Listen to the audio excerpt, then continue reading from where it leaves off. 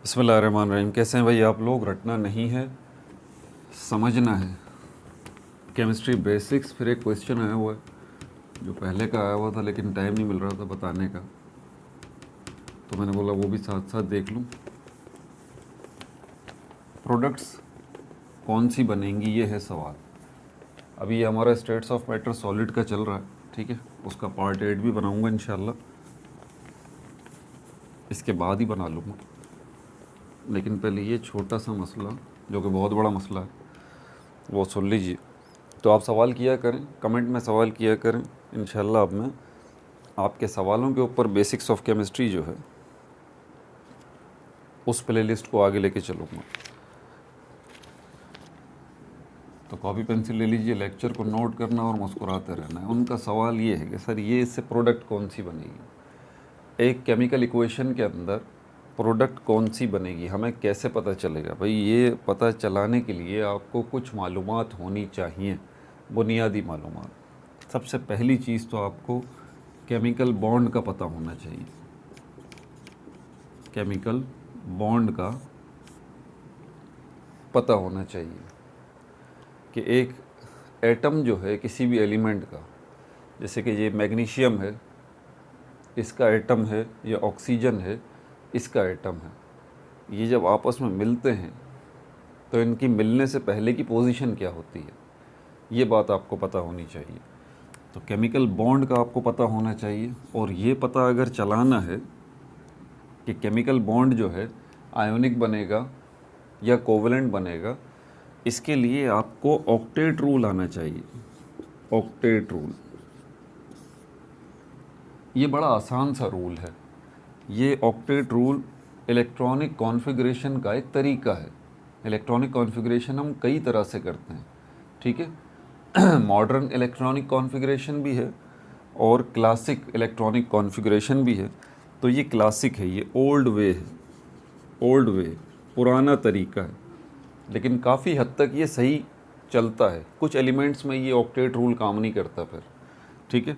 बहरहाल ये ओल्ड वे है। किस चीज़ का ओल्ड वे है? इलेक्ट्रॉनिक कॉन्फ़िगरेशन का। इलेक्ट्रॉनिक कॉन्फ़िगरेशन क्या है? एक मेथड का नाम है जिसकी मदद से आप क्या करते हैं, शेल्स के अंदर इलेक्ट्रॉन्स को रखते हैं, ठीक है। तो ऑक्टेट रूल क्या है? एक पुराना तरीका है जिसकी मदद से आप क्या करते हैं, इलेक्ट्रॉनिक कॉन्फ़िगरेशन करते हैं, यानी कि इलेक्ट्रॉन्स को रखते हैं शेल्स में। और इसके लिए आपको क्या पता होना चाहिए? एटॉमिक नंबर जो है वो आपको पता होना चाहिए, जिसको Z से रिप्रेजेंट करते हैं। और एटॉमिक नंबर जो है किसी एटम के अंदर प्रोटॉन्स की तादाद को कहते हैं। अब आप सोच रहे होंगे प्रोटॉन्स की तादाद जो है वो पता चलने से इलेक्ट्रॉनिक कॉन्फ़िगरेशन, ऐसा मेथड जिसके अंदर हम इलेक्ट्रॉन्स रखते हैं शेल्स में, इसका क्या ताल्लुक़? प्रोटॉन्स तो न्यूक्लियस में होते हैं, इलेक्ट्रॉन्स तो बाहर होते हैं, इलेक्ट्रॉन्स तो बाहर रखे जाते हैं शेल्स के अंदर। टेक्निकल बात समझ लीजिए, एक न्यूट्रल एटम के अंदर, आयन की बात नहीं कर रहा, न्यूट्रल एटम के अंदर हमेशा हमेशा हमेशा जितने प्रोटॉन होते हैं उतने ही इलेक्ट्रॉन होते हैं। तो अगर आपको किसी एटम का एटॉमिक नंबर पता है तो आपको दो चीज़ें बैक वक्त पता है, उस एटम के अंदर प्रोटॉन्स की तादाद और उस एटम के अंदर इलेक्ट्रॉन्स की तादाद। जैसे कि यहाँ मैग्नीशियम में देखें, इसका एटॉमिक नंबर मुझे पता है 12 है, तो इसका मतलब ये हुआ कि इस मैग्नीशियम में इसका एटम होना ज़रूरी है। मैग्नीशियम आयन नहीं, एटम, तो इसका एटम होना ज़रूरी है। तो मैग्नीशियम के पास 12 प्रोटॉन हैं और 12 ही इसके पास इलेक्ट्रॉन हैं, ये बात तय है। 12 अगर प्रोटॉन है, क्योंकि इसका एटॉमिक नंबर क्या है, इसका एटॉमिक नंबर जो है वो 12 है, 12 है, तो मतलब इसके अंदर प्रोटॉन्स की तादाद 12 है। और जितने प्रोटॉन होते हैं मैंने कहा उतने ही इलेक्ट्रॉन होते हैं, तो इसका मतलब इलेक्ट्रॉन्स भी 12 हैं, ठीक है। तो ये आपको पता चल गया एटॉमिक नंबर। अब इसकी इलेक्ट्रॉनिक कॉन्फ़िगरेशन करें आप ऑक्टेट रूल के मुताबिक, इन 12 इलेक्ट्रॉन्स की, इन 12 इलेक्ट्रॉन्स की, तो उसका तरीकाकार क्या है? पहले शेल में आप 2 इलेक्ट्रॉन रखें, ये तो न्यूक्लियस हो जाता है, P और N, ये मैंने न्यूक्लियस बनाया है। पहले शेल में आप 2 ही इलेक्ट्रॉन रखें, ठीक है, 2 ही इलेक्ट्रॉन आ सकते हैं, ऑक्टेट रूल हमारा यही कहता है। उसके बाद वाले शेल में आप 8 8 रख सकते हैं पेयर की शक्ल में, ठीक है। लेकिन वो कैसे रखेंगे, वो इस तरह से रखेंगे कि टॉप बॉटम राइट लेफ़्ट। साथ साथ आपको पता भी होना चाहिए कि 12 इलेक्ट्रॉन में से अब कितने कम हो गए। तो 2 इलेक्ट्रॉन तो पहले शेल में ही आएंगे, उसके बाद वाले शेल में 8 8 के हिसाब से हम इलेक्ट्रॉन रखेंगे। 8 ऑक्टेट, ठीक है। ऑक्टा का मतलब ही 8 होता है। तो बहरहाल पहले शेल के अंदर तो 2 इलेक्ट्रॉन आ गए, उसके बाद वाले शेल में जो 8 8 इलेक्ट्रॉन आएंगे उनको भी रखने की तरतीब समझ लीजिए कि पहले टॉप बॉटम राइट लेफ़्ट इस तरह से रखेंगे। अब कितने इलेक्ट्रॉन आपके पास बच गए, 12 थे, 2 इलेक्ट्रॉन निकल गए पहले शेल के लिए, 10 बचे, 10 में से 4 ये और निकल गए, कितने बचे आपके पास, 6 बचे। तो इसका मतलब आप मज़ीद जो है वो इलेक्ट्रॉन रख सकते हैं इसके अंदर। तो अब पेयर बना दें। पेयरिंग का प्रोसेस जो होगा वो अब होगा। पेयरिंग मतलब 2 2 के जोड़े जो है वो अब बनाने आप शुरू करेंगे। तो 6 बचे थे, 6 में से 4 और निकल गए, अब आपके पास 2 ही बचे हैं। इसमें आप इलेक्ट्रॉन रख नहीं सकते, इसकी लिमिट पूरी हो गई, आपको इससे अगले शेल में जाना पड़ेगा। ये आ गया, याद रहे इससे अगले वाले शेल की भी ऑक्टेट रूल के मुताबिक 8 इलेक्ट्रॉन की ही गुंजाइश है। लेकिन क्योंकि बचे ही 2 इलेक्ट्रॉन हैं तो इन 2 इलेक्ट्रॉन्स को ही रखेंगे और तरीका वही टॉप बॉटम या लेफ़्ट और राइट कर लें, इससे फ़र्क नहीं पड़ता। बहरहाल ये मैग्नीशियम की इलेक्ट्रॉनिक कॉन्फ़िगरेशन मैंने कर दी ऑक्टेट रूल के मुताबिक। अब पता है क्या होगा, जब भी ये मैग्नीशियम किसी के साथ रिएक्ट करेगा, जैसे ऑक्सीजन के साथ रिएक्ट करेगा यहाँ पर, तो कैसे करेगा, ऑक्सीजन के पास भी, इसका भी आपको एटॉमिक नंबर पता होना चाहिए। इसका एटॉमिक नंबर 8 है ऑक्सीजन की, ये 2 एटम हैं, ठीक है। यहाँ पर ये 2 एटम है या 3 एटम है, इसकी आप टेंशन ना लिया करें। एक और तरीका भी है वैलेंसी वाला, उसके ज़रिए भी ये मसला बताया जा सकता है, लेकिन मैं वहाँ नहीं लेके जाना चाहता। मैं आपको क्रिस्टल क्लियर कॉन्सेप्ट देना चाहता हूँ कि केमिकल बॉन्ड की मालूमात होनी चाहिए, ऑक्टेट रूल का पता होना चाहिए, ये इस तरह से इलेक्ट्रॉनिक कॉन्फ़िगरेशन पिक्चर्स बना बना के आपको आनी चाहिए। जो मेहनत मैंने की है वो मैं आपको बता रहा हूँ कि भाई आप ऐसे कर लें, तो आपको क्लियर पता लग जाएगा कि इससे प्रोडक्ट कौन सी बनेगी। इक्वेशन को बैलेंस करने वाले जो सिस्टम है ना, उसको बाद में देखेंगे, पहले तो आप ये कर लें। बहरहाल तो ये एटॉमिक नंबर ऑक्सीजन के एटम का 8 है, मतलब ये 2 जो ऑक्सीजन के एटम हैं इनमें से अगर एक आप ले लें तो उसके पहले तो ये प्रोटॉन और न्यूट्रॉन न्यूक्लियस आ जाएगा, फिर पहला शेल आएगा, 2 इलेक्ट्रॉन उसके अंदर आ गए, 8 में से 6 बचे। नेक्स्ट शेल की तरफ चले जाएंगे आप, जिसमें कितनी गुंजाइश है, 8 की। कितने इलेक्ट्रॉन बचे हैं आपके पास, 6। टॉप बॉटम राइट लेफ़्ट, ये हमेशा याद रखें कि ये टॉप बॉटम राइट लेफ़्ट इनको पहले फिल करें, अब पेयरिंग शुरू करें। तो 2 इलेक्ट्रॉन पहले में आ गए, 4 इसके अंदर आ गए। अब कितने बचे आपके पास, आपके पास जो है वो 2 इलेक्ट्रॉन बचे, उनको आप किसी के साथ भी पेयर कर दें। तो मैं इसके साथ कर देता हूँ। अब जो आखिरी शेल है ऑक्सीजन का, इसकी करंट पोजीशन ये है कि इसके पास 2 इलेक्ट्रॉन ऐसे हैं जो कि अनपेयर्ड हैं, इनको पेयर्ड होना चाहिए, ठीक है। और मैग्नीशियम को अगर आप देखें तो इसके पास भी 2 इलेक्ट्रॉन अनपेयर्ड हैं, है ना, ये मैग्नीशियम और ये ऑक्सीजन, देख लें आप, इसके पास भी 2 इलेक्ट्रॉन अनपेयर्ड हैं, इसके पास भी 2 इलेक्ट्रॉन अनपेयर्ड हैं। लेकिन यहाँ पोजीशन क्या है इन दोनों के अनपेयर्ड इलेक्ट्रॉन की, ये भी पेयर होना चाहता है, ये भी पेयर होना चाहता है, तो ये कैसे होंगे। और क्योंकि हमारे पास 2 ऑक्सीजन के एटम हैं तो इसका मतलब ये है कि और भी आएंगे। ये सब करने के बजाय मैं आपको एक शॉर्टकट मेथड भी बताऊंगा वैलेंसी वाला, लेकिन वो इतना फ़ायदेमंद नहीं होता, ठीक है। उससे बहुत सारी आपकी कन्फ्यूजन्स जो है ना वो जनरेट होती हैं, पैदा होती हैं कि सर ये अब क्या हो गया, ये अब क्या हो गया। तो याद रखें एक बुनियादी बात, केमिस्ट्री की दुनिया में कोई भी तरीका वो सारे एलिमेंट्स को कवर नहीं करता। कुछ तरीके जो हैं उनकी मदद से आप कुछ एलिमेंट्स को हैंडल कर लेते हैं, कोई तरीका ऐसा होता है जिसकी मदद से आप कुछ एलिमेंट्स को हैंडल करते हैं, कुछ तरीके ऐसे होते हैं जिससे आप कुछ बचे हुए एलिमेंट्स को हैंडल करते हैं। तो कोई एक स्पेसिफ़िक तरीका सारे एलिमेंट्स के लिए नहीं है, ठीक है। जैसे ये ऑक्टेट रूल को ही ले लें आप, ऑक्टेट रूल जो है वो इस तरह से आप सारे एलिमेंट्स की इलेक्ट्रॉनिक कॉन्फ़िगरेशन नहीं कर सकते। बहरहाल जो अब दूसरा हमारे पास जो है वो ऑक्सीजन का एटम आएगा, उसकी पोजीशन भी कुछ ऐसी बनेगी, पहले शेल में 2 इलेक्ट्रॉन और उसके बाद ये पोजीशन दूसरे एटम की भी बन जाएगी। अब यहाँ पर इसको अपना पेयर मुकम्मल करना है, इसको भी अपना पेयर मुकम्मल करना है, इसको भी पेयर मुकम्मल करना है, कुछ ऐसी सिचुएशन है। असल में मसला पेयर मुकम्मल करने का नहीं होता, ज़रा टेक्निकल बात समझिएगा। मसला होता है लास्ट शेल कंप्लीट करने का। लास्ट शेल जो है वो कंप्लीट हो जाए। अब इस लास्ट शेल को कंप्लीट करने के लिए आप लास्ट इनकम्प्लीट शेल को ख़त्म भी कर सकते हैं। जी बिल्कुल, ख़त्म भी कर सकते हैं आप। क्यों? मिसाल के तौर पर मैग्नीशियम को देखें, इसका लास्ट शेल ये रहा, वैलेंस शेल, इसमें 2 इलेक्ट्रॉन हैं। अब ये 2 जो इलेक्ट्रॉन हैं ये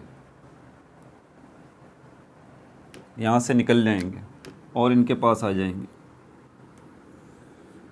और इसके पास आ जाएंगे। समझ में आ गई बात? तो उसके बाद ये 2 इलेक्ट्रॉन जब इसके पास आ जाएंगे तो ये सिचुएशन इसकी हो जाएगी।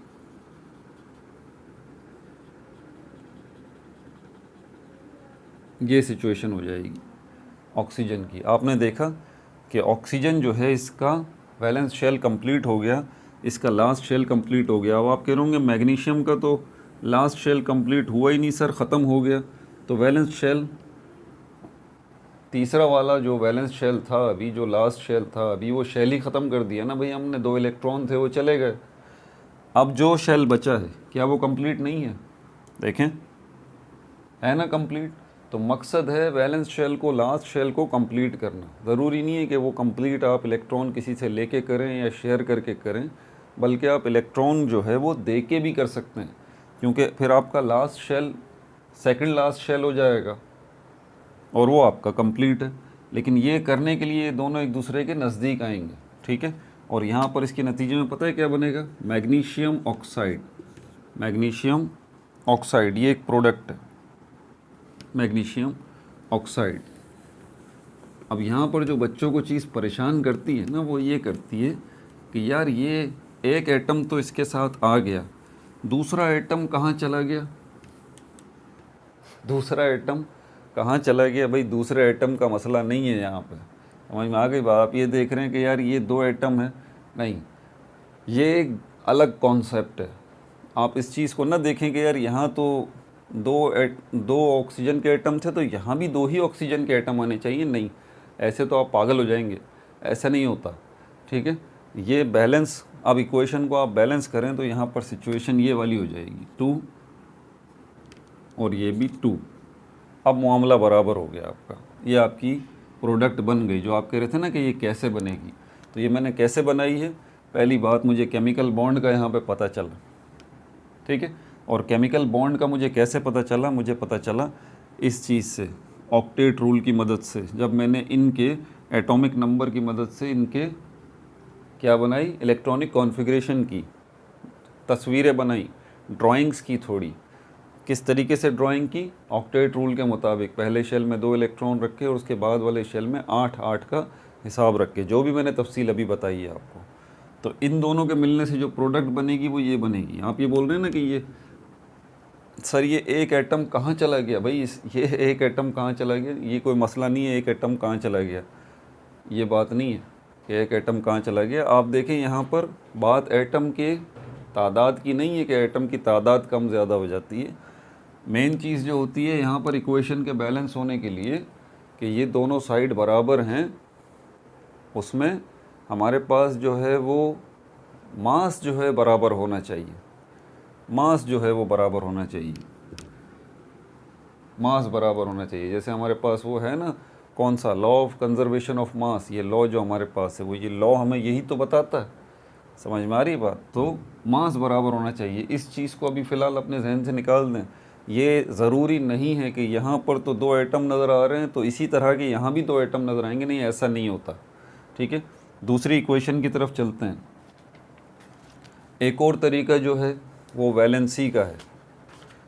टीचर्स आपको हो सकता है ये बात बताएं कि भाई मैग्नीशियम की वैलेंसी +2 है और ऑक्सीजन की वैलेंसी -2 है, तो यहाँ पर ये +2 और -2 आपस में मिलेंगे और इस तरह से ये क्या हो जाएगा, +2 -2 ये कैंसिल हो जाएगा, ठीक है, और ये बन जाएगा मैग्नीशियम ऑक्साइड। ये भी तरीका है, ठीक है, ये भी तरीका है। लेकिन ये पूछेगा ये +2 कहाँ से आ जाता है, ये ऑक्सीजन के ऊपर -2 कहाँ से आ जाता है। ये जो चार्ज आपको नज़र आ रहे हैं फॉर्मल चार्जेस, और कहीं पे ऑक्सीजन के ऊपर -1 हो जाता है, कहीं पे ऑक्सीजन के ऊपर -1/2 हो जाता है।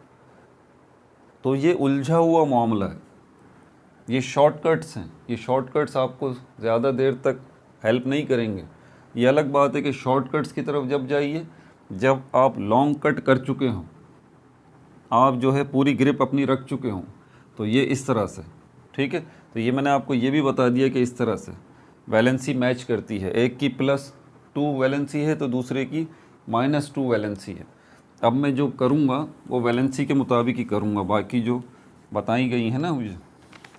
अच्छा, फिर है मीथेन हमारे पास। मीथेन गैस जो है जब ऑक्सीजन के साथ रिएक्ट करेगी तो इसके नतीजे में प्रोडक्ट कौन सी बनेगी, इसके नतीजे में प्रोडक्ट बनेगी कार्बन डाइऑक्साइड गैस, ठीक है, और ये बनेगी। अब यहाँ पर मैंने कहा ना कि मेन चीज़ जो काम आपकी करती है ना, वो काम आपकी करती है आपकी नॉलेज, आपकी मालूमात कितनी है। यहाँ पर मुझे इसका पता है कि ये केमिकल रिएक्शन जो है ना, ये केमिकल रिएक्शन, ये कंबस्शन रिएक्शन है। क्या है ये? कंबस्शन रिएक्शन है। इसमें हो क्या रहा है, इसमें कंबस्शन हो रही है। मीथेन गैस जो है वो ऑक्सीजन गैस के साथ बर्न होती है, और जब भी कंबस्शन रिएक्शन होता है ना तो ये दो चीज़ें तो बनती ही बनती हैं, कार्बन डाइऑक्साइड गैस और वाटर H2O। समझ में आ रही है बात यहाँ पर आपको? तो ये जो मैंने प्रोडक्ट बनाई ये अपनी मालूमात की बुनियाद पे बनाई भाई, क्योंकि मुझे एक बात तो पता है कि ये दोनों मिलके यही बनेंगे, ठीक है।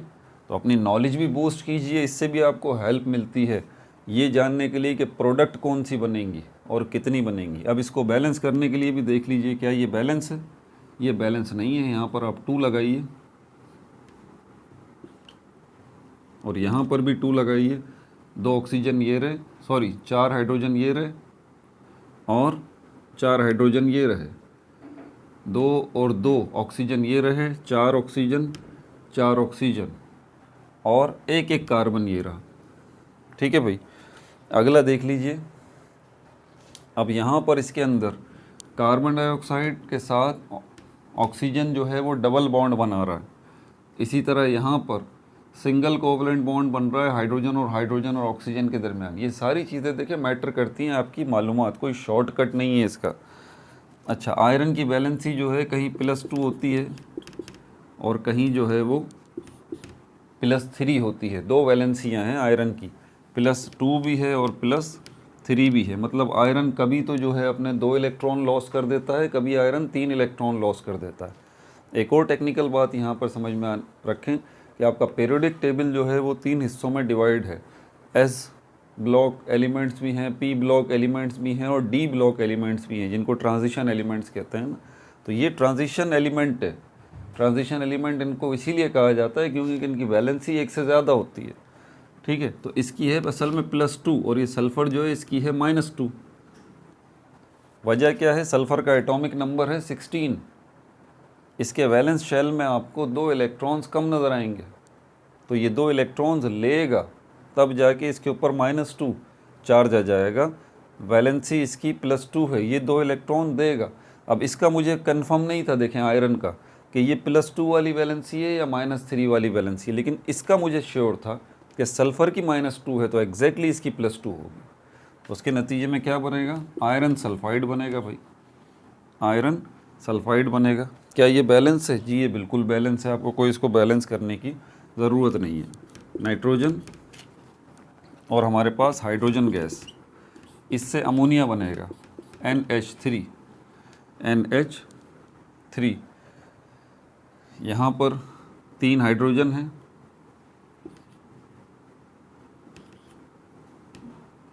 बैलेंस हो गई है। अब मुझे कैसे पता है कि ये अमोनिया बनेगा? उसके पीछे ये जो नाइट्रोजन है ना, मुझे इसका पता है कि इसके लास्ट शेल में 3 इलेक्ट्रॉन अनपेयर्ड होते हैं नाइट्रोजन के। इसका एटॉमिक नंबर है 7। तो पहले शेल में इसके 2 इलेक्ट्रॉन आएंगे और 5 इलेक्ट्रॉन बच गए, टॉप, बॉटम, राइट, लेफ़्ट। एक इसके साथ लगा दें या किसी के साथ भी लगा दें। तो नाइट्रोजन के आप देख लें कि नाइट्रोजन के वैलेंस शेल में 2 इलेक्ट्रॉन हैं और उसके बाद वाले शेल्स में एक इलेक्ट्रॉन है। तो एक इलेक्ट्रॉन ये रहा, एक इलेक्ट्रॉन ये रहा, एक इलेक्ट्रॉन ये रहा। अब यहाँ पर 5 इलेक्ट्रॉन खाली करना अपने लास्ट शेल से नाइट्रोजन के लिए मुमकिन नहीं है, ठीक है। तो ये 3 इलेक्ट्रॉन जो है कहीं से लेना पसंद करेगा या किसी के साथ शेयरिंग पसंद करेगा। तो एग्जैक्टली जब ये हाइड्रोजन के 3 एटम इसके साथ यहाँ पर आके कनेक्ट होंगे, ये हाइड्रोजन आ गया, ये हाइड्रोजन आ गया, ये हाइड्रोजन आ गया, सिंगल कोवलेंट बॉन्ड बन जाएगा। तो इसकी सिचुएशन ये होगी, एक नाइट्रोजन के साथ 3 हाइड्रोजन और ये बन जाएगा अमोनिया। फिर आप इसको बैलेंस कर लें, ठीक है। यहाँ पर मेरी कौन सी नॉलेज ने काम किया, दोबारा देख लें। इसी ऑक्टेट रूल के मुताबिक मैंने ये ड्राइंग की भी थी, मुझे पता था इसके लास्ट शेल में 3 इलेक्ट्रॉन अनपेयर्ड पड़े हुए हैं।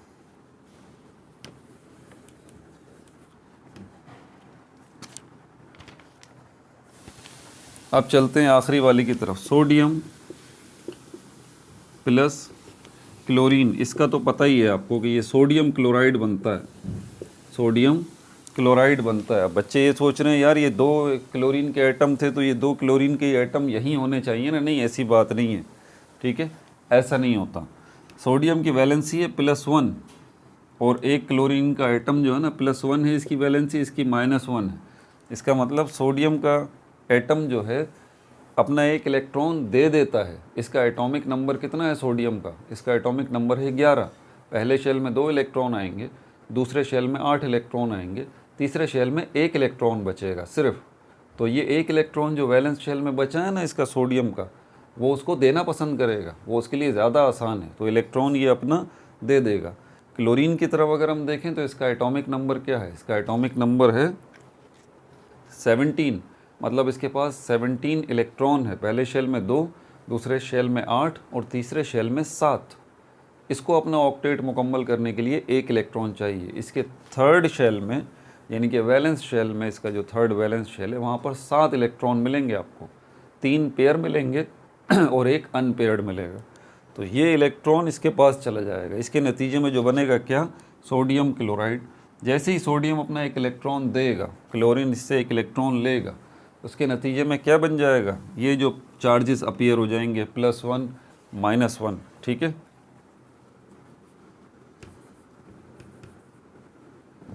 +1 -1। अब ये चेक कर लें क्या ये बैलेंस है, नहीं है, बैलेंस नहीं है, ठीक है। अब ये बैलेंस है, ठीक है भाई। तो ये आपने रिक्वेस्ट की थी कि सर ये बताइए कौन कौन सी प्रोडक्ट बनती हैं, तो मैंने आपको बता दिया कि ये बताने के लिए कि प्रोडक्ट कौन कौन सी बनेंगी, आपके पास आपको केमिकल बॉन्ड की मालूमात होनी चाहिए, आपको ऑक्टेट रूल सिंपल सा, इसकी इलेक्ट्रॉनिक कॉन्फ़िगरेशन आपको आनी चाहिए। इसके अलावा आपको जो है वो किस किस्म का केमिकल रिएक्शन हो रहा है, कंबस्शन केमिकल रिएक्शन तो बहुत ही कॉमन है, तो वो आप याद रखें कि वो आपको बहुत हेल्प करेगा कि जब भी कंबस्शन का केमिकल रिएक्शन होता है कार्बन डाइऑक्साइड और वाटर जो है वो बनते हैं। वैलेंसीज़ की मालूमात आपको होनी चाहिए, तब आप जाके इस काबिल बनते हैं कि आप ये बात बता सकें कि प्रोडक्ट कौन सी बनेगी। इसका कोई एक स्पेसिफ़िक जो है वो तरीका नहीं है। अपना बहुत ज़्यादा ख्याल रखिएगा। No like no subscribe, only share.